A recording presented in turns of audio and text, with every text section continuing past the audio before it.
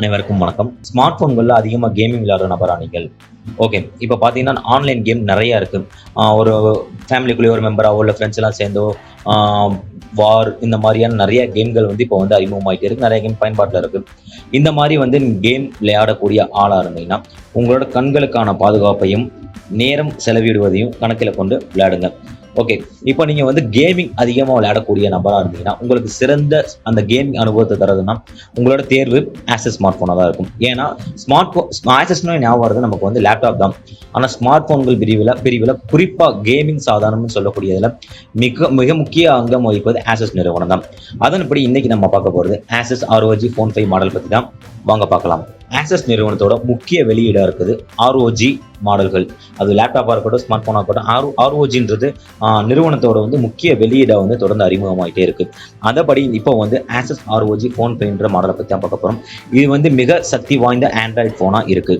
நிறுவனம் பார்த்தீங்கன்னா ROG Phone 4 மாடலை வெளியிடாமையே டைரக்டாக ROG Phone 5க்கு வந்திருக்கு.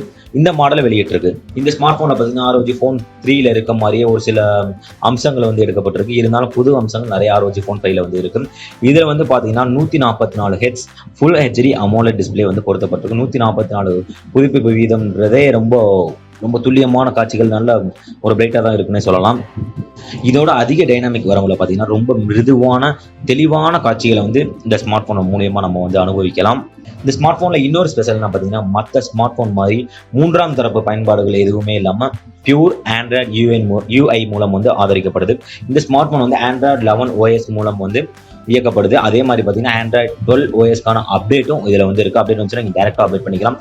நிறுவனம் வந்து கொடுக்கும். அதுக்கான ஆதரவும் இந்த ஸ்மார்ட் ஃபோனில் வந்து இருக்குது. அதே மாதிரி இந்த ஸ்மார்ட் ஃபோன் இன்னும் ஸ்பெஷல் பார்த்தீங்கன்னா இதுக்கு முன்னாடி நீங்கள் யூஸ் பண்ண ஸ்மார்ட் ஃபோன் வந்து ஒரே கையில் வந்து யூஸ் பண்ணலாம். கையில் வெயிட்டே தெரியாமல் இருக்கும். ஆனால் இந்த ஸ்மார்ட் ஃபோன் அப்படி கிடையாது. இது வந்து 200 கிராமுக்கு மேலே எடை இருக்குது. அதனால் வந்து ஒரு கையில் யூஸ் பண்ணணுன்ற போது கொஞ்சம் அசௌகரியமான உணர்வை தான் கொடுக்கும். காரணம் என்னன்னு பார்த்தீங்கன்னா அதோட மேல் கீழ்ப்புறத்தில் வந்து அடர்த்தியான பெசல்கள் வந்து இருக்குது. பெரிய டிஸ்பிளே, நல்ல பிரமாண்ட டிஸ்பிளே வந்து இதில் இருக்கனால உங்களால் ஒரு கையில் யூஸ் பண்ணக்கூடிய உணர்வு வந்து அந்த சௌகரியத்தை வந்து இந்த ஸ்மார்ட் ஃபோன் கொடுக்காதுன்னே சொல்லலாம். அதே மாதிரி இன்னொன்று என்ன பார்த்தீங்கன்னா இதில் வந்து வாட்டர் ரெசிஸ்டன்ட், வயர்லெஸ் சார்ஜிங் போன்ற அம்சங்கள்லாம் இல்லை.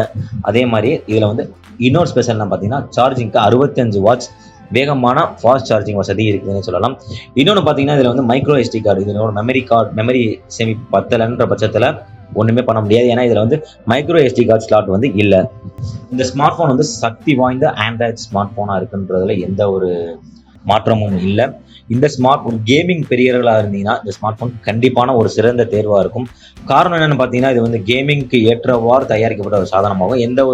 எந்த சிக்கலும் இல்லாமல் இதில் வந்து இந்த ஸ்மார்ட் ஃபோன் வந்து கேமிங்கை வந்து விளையாடலாம்.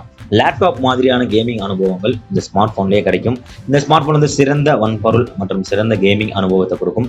இதுதான் இந்த ஸ்மார்ட் ஃபோன் பற்றி சொல்லணும்னா ஸ்பெஷல்னா கேமிங் சாதனம் தான். ஓகே. இந்த ஸ்மார்ட் ஃபோன் வாங்கி நீங்கள் யூஸ் பண்ணீங்கன்னா இதை பயன்படுத்த எப்படி இருக்குன்னு கீழே கமெண்ட்ல பதிவு பண்ணுங்க. நன்றி.